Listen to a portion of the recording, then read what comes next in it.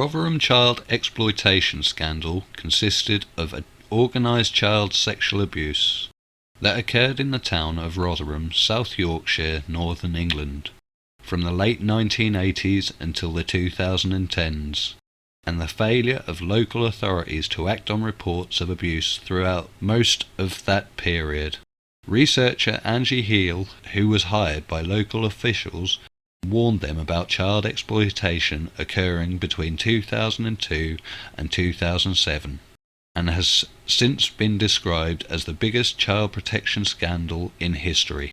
Evidence of the abuse was first noted in the early 1990s, when care home managers investigated reports that children in their care were being picked up by taxi drivers from at least 2001. Multiple reports passed names of alleged perpetrators, several from one family, to the police and Rotherham Council. The first group conviction took place in 2010 when 5 British Pakistani men were convicted of sexual offences against girls aged 12 to 16. From January 2011, Andrew Norfolk of The Times pressed the issue, reporting in 2012 that the abuse in the town was widespread and that police and the council had known about it for over 10 years. Today's article is an ITV report dated the 26th of August 2014. It shows the corruption and the failure of our public authorities. These people who are there to protect and serve. True scale of Rotherham child sex abuse was downplayed. A report into 16 years of child sexual abuse in Rotherham has concluded that we will never know the true scale of child exploitation in the town. But it has found a series of detailed and accurate reports into the problem were suppressed and ignored as early as 2002, with senior council officers and police taking no action, and one of the report's authors even being punished for their work. Punished for her work. What did she do? How was she punished? Oh yeah, here's how. I was subjected to the most intense personal hostility. There were threats made from a range of sources. She said, "You must never refer to that again. You must never refer to Asian men." And her other response was to book me on a 2-day ethnicity and diversity course. Punished for pointing out the truth. All for the good of diversity.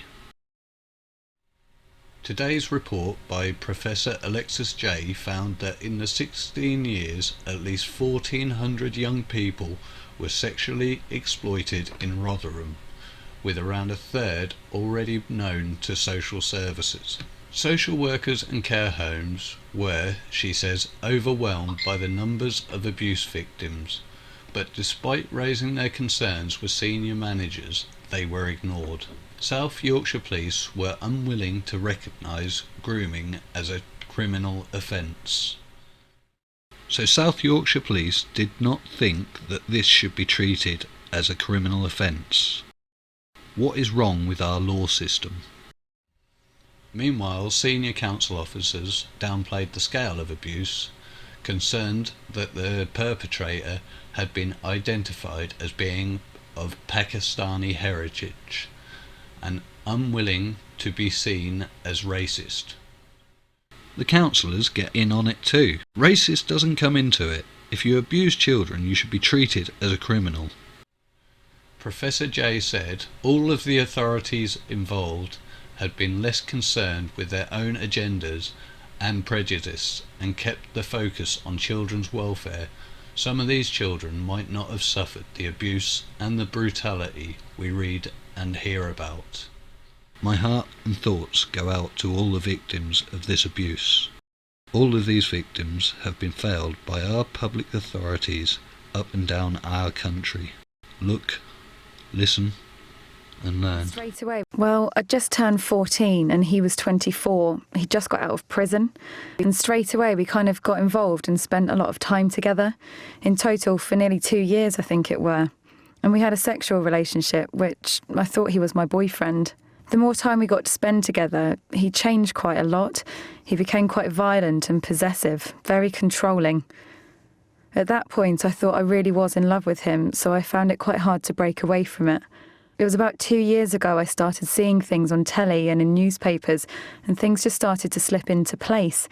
I kept thinking, well, that kind of sounds a bit familiar with kind of my relationship with him, what I thought was a relationship. And it does show it. It kind of takes a while to sink in. I think part of me is still in shock that it actually happened, and not just that it actually happened, but that so many people turned a blind eye to it. And I want to know why people turned a blind eye to it. It wasn't just on several occasions. I was in a sexual relationship with him for 2 years and in contact with him every single day, which police saw me maybe 3 to 4 times a week with him. There were so many occasions and so many people that didn't stop it that it should have been stopped. You know, even in my records alone, they even refer to him as my boyfriend. But on separate sheets, it'll say that he's a pimp and he's a danger to children. I can't believe they've gone this long and not done anything. In fact, I remember my social worker, she actually liked him. She'd have a laugh and a joke with him and call him my boyfriend. He attended, even doctors or hospital appointments with me, things like that. It was treated as a normal relationship.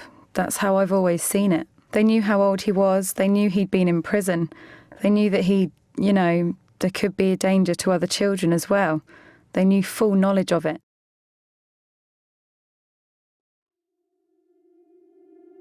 So just let that sink in.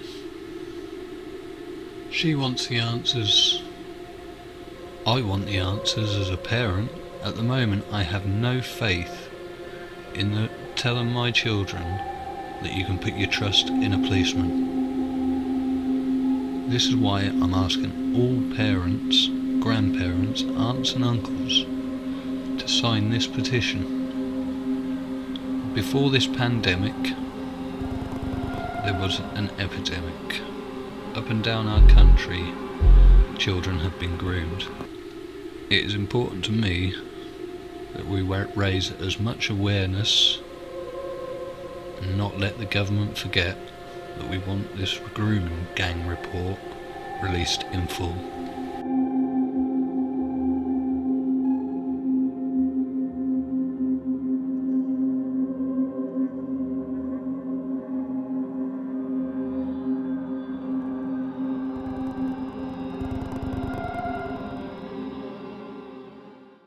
Thanks for watching.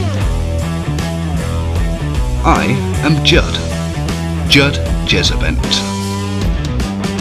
Like, share, comment and subscribe.